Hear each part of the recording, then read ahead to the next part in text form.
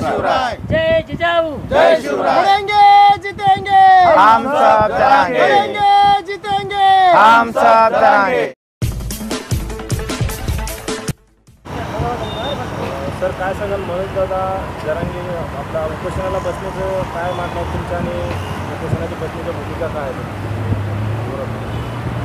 आता 16 तारखेला रात्री आदरणीय मराठा योद्धा मनोजदादा जरांगे पाटील उपोषणाला बसलेले आहेत आणि त्यांचं हे 6वं उपोषण आहे या वर्षातलं। 6 उपोषणं झाली तरीही या सरकारला कुठलाही घाम फुटत नाही किंवा कुठली निर्णय घेण्याचं काही त्यांचं धोरण दिसत नाही आणि म्हणून त्यांनी पुन्हा हे 6वं उपोषण चालू केलेलं आहे। आणि मागच्या काही दिवसापूर्वी आपल्या एपीएमसीमध्ये पण मोठा मोर्चा होता, हजारोच्या संख्येने त्यांचे समर्थक होते।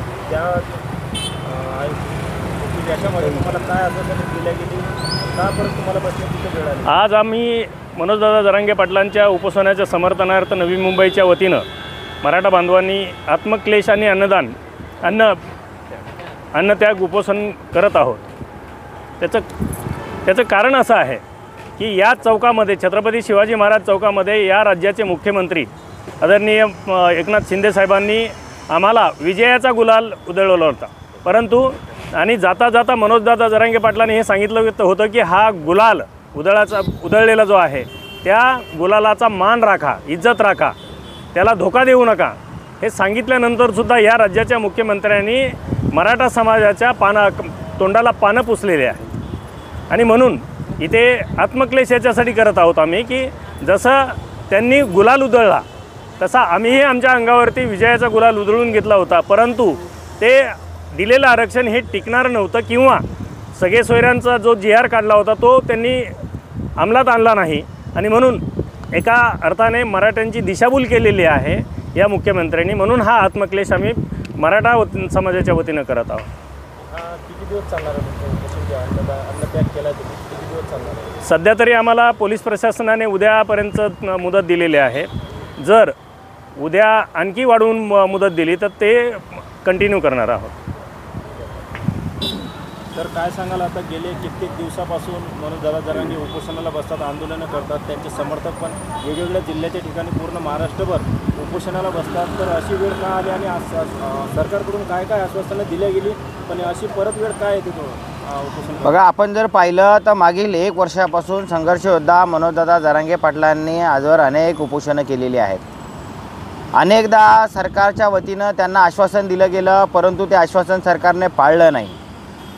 फेब्रुवारीमध्ये सगळे सोयऱ्याचा खरं तर अध्यादेश येणं आम्हाला अपेक्षित होतं, परंतु दुर्दैवाने सरकारने त्या ठिकाणी सगळे सोयऱ्याचा अध्यादेश न आणता पुन्हा एकदा फसवं SABC आरक्षण दिलं। 27 जानेवारी रोजी नवी मुंबई शहरामध्ये जेव्हा लाखोंच्या संख्येने महाराष्ट्रातून मराठा समाज आला होता, त्यावेळी या छत्रपती शिवाजी महाराज चौकामध्ये सरकारच्या वतीनं सगळे सोयरेची अधिसूचना त्या ठिकाणी देण्यात आली होती आणि त्याचवेळी मनोजदादांनी त्या ठिकाणी सरकारला सांगितलं होतं का या उधळलेल्या गुलालाची आपण आब राखावी, परंतु दुर्दैवाने या गुलालाची आब राखली गेली नाही आणि आज 6 महिने उलटून गेले तरी देखील त्या ठिकाणी सगळे सोयरे अधिसूचनेची अंमलबजावणी राज्य सरकारकडून करण्यात आलेली नाही आहे। जो गुलाल उधळला गेला तो गुलाल आमच्या अंगावर देखील त्या ठिकाणी पडला होता आणि म्हणून या छत्रपती शिवाजी महाराज चौकामध्ये आजपासून आम्ही अन्नत्याग आणि आत्मक्लेश उपोषण या ठिकाणी सुरू केलेलं आहे। संघर्ष योद्धा मनोजदादा जरांगे पाटील यांचा उपोषणाचा आजचा 6वा दिवस आणि तरी देखील सरकार त्या ठिकाणी त्यांच्या आंदोलनाची दखल घेत नाही आहे आणि म्हणून त्यांच्या समर्थनार्थ या नवी मुंबई शहरामध्ये या उपोषणाची आम्ही सुरुवात केलेली आहे। आमच्याकडे पोलीस प्रशासनाने खरं तर आम्ही आमरण उपोषणाची परवानगी मागितली होती, परंतु पोलीस प्रशासनाने ती परवानगी आम्हाला नाकारली आणि 2 दिवसाचं या ठिकाणी आत्मक्लेश उपोषणाची आम्हाला परवानगी दिली। उद्या आम्ही हे उपोषण पुढे नेण्यासंदर्भात पुन्हा एकदा प्रशासनाला विनंती करणार आहोत, पत्र देणार आहोत।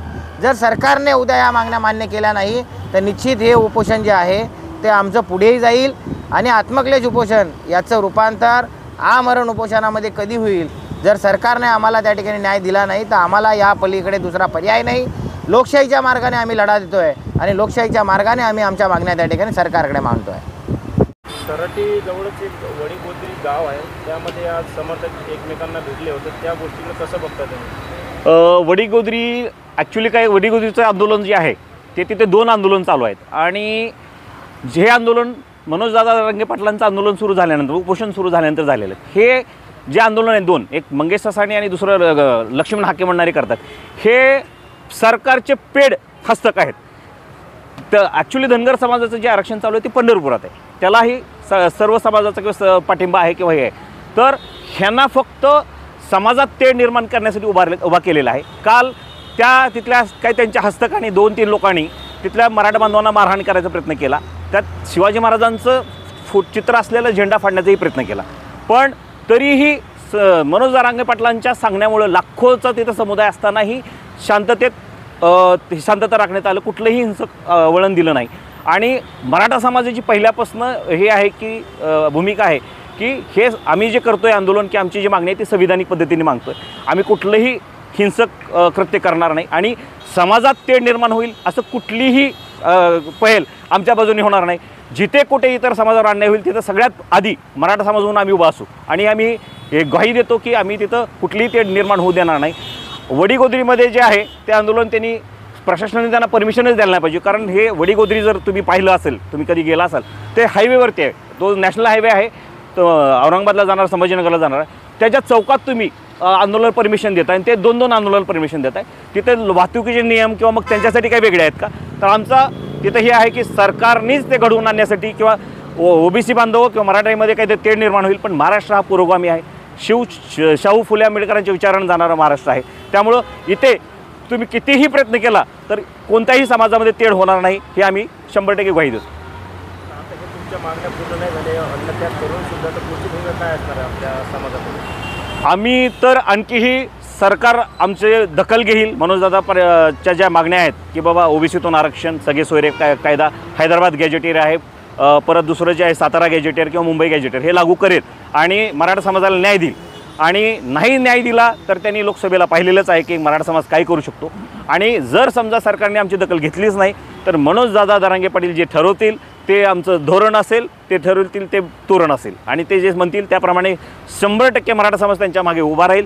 त्यासोबत आमच्यासोबत इतर ओबीसी बांधव जे आहेत, मायक्रो ओबीसी किंवा इतर आहेत किंवा काही मुस्लिम आहेत किंवा दलित संघटना आहेत ते येईल आणि त्याच्यानंतर आम्ही 100% ह्या सरकारला किंवा जे काय असतील त्यांना सगळ्यांना धाडा शिकू.